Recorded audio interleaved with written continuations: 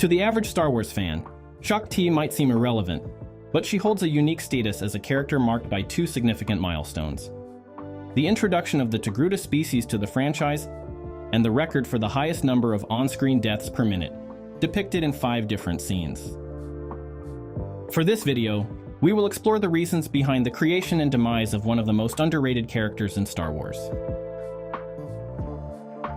Shaak Ti's birth was a happy accident.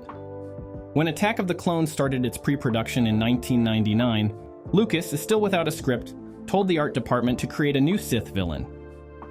Artists Dermot Power and Ian McCaig felt it was an opportunity to introduce a strong female character, something they'd been trying to do since Episode 1. They experimented with various designs during the creative process, all very different from each other, including an alien concept that eventually evolved into Asajj Ventress. But as Lucas developed his script, he opted for a human and sophisticated villain, so those designs were thrown away. However, as this story would take place 10 years after the previous one, Lucas felt he'd need to suggest a progress of time. To achieve that, he conceived to replace one of the old Jedi from the Council with a new one. Besides, Lucas was on the hunt for new Jedi to include in the final Geonosis Arena scene, as he wanted to portray them as an all-star Knights team, assembled from throughout the galaxy. He would find it in the old drawings created for Dooku, choosing the most visually striking design of them all. Both artists then worked to transform the Sith villainess into a Jedi, applying a more benign touch, but keeping the original exotic look, though maybe they went a bit too far. With the design finished, Lucas gave her the name Shaak Ti, not to be mistaken for this other Shaak, after the Hindu goddess Shaak Ti. And with that, a new Jedi was born. You did. You crazy son of a bitch, you did. She was portrayed by Israeli actress and model Orly Shoshan, who got the role through her model agency while working in Sydney. The Togruta was brought to life after a 4-hour makeup process, which was very hard to apply and remove. The bulky costume consisted of lengthy clothing and heavy prosthetics, so heavy that Shoshan could only perform for a few minutes before she had to take a break. She would appear in 3 scenes.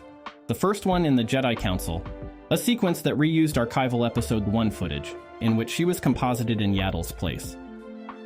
She's seen next in the background of the Jedi archives, and lastly at the Geonosis Arena, being one of the few Jedi survivors.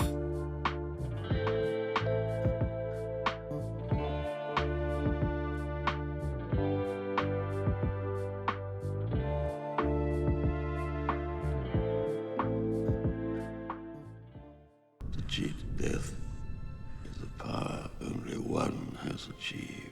But if there's one thing Shaak Ti is remembered for, it's her 3 death versions, portrayed in 5 different scenes.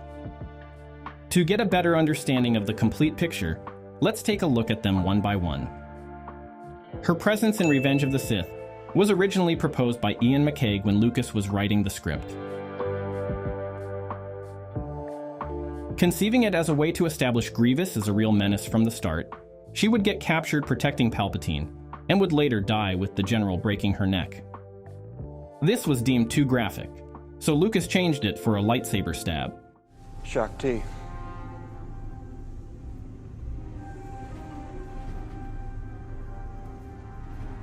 I'm sorry, Master Kenobi. I failed. Oh, General Kenobi, we've been waiting for you, stinking Jedi.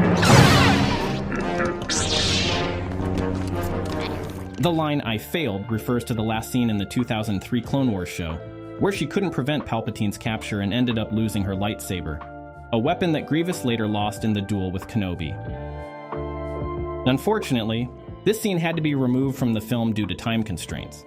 There was a subplot where Shaak Ti had been with Palpatine and had been captured, but we cut it out because there was a lot of material there, and the first sequence, if you will, up until the crash of the Star Destroyer was an hour, and we needed to get it down under a half hour.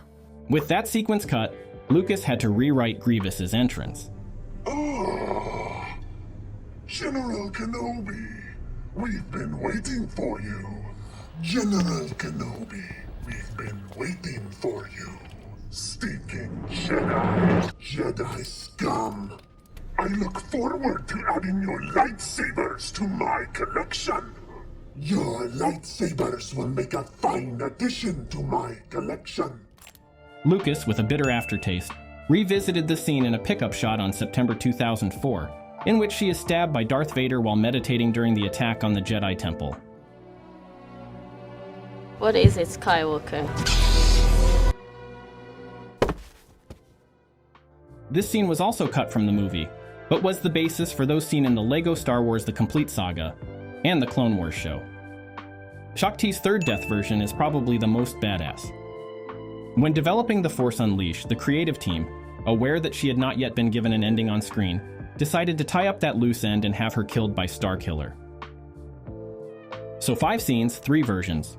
This raises the question of which one is canon. We can discard her death at Grievous's hands, as she is still visible later on during a Jedi Council meeting. In this shot, the only one depicting Shaak Ti in the movie, she's not played by Orly Shoshan but by Maria Brill, a member of ILM.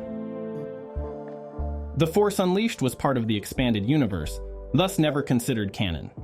You know, having worked with George, I can tell you that it was always very clear, and he made it very clear, that the films and the TV shows were the only thing that he considered canon. That was it. So that's 2 out, leaving us with just 1 left. Vader's version did not become canon just by a process of elimination, but on its own merits. It's the one appearing in the Episode 3 illustrated screenplay and its novelization, in which we see her meditating after sensing a disturbance in the Force. This would surprisingly remain the same even after the Great Disney Purge of 2014.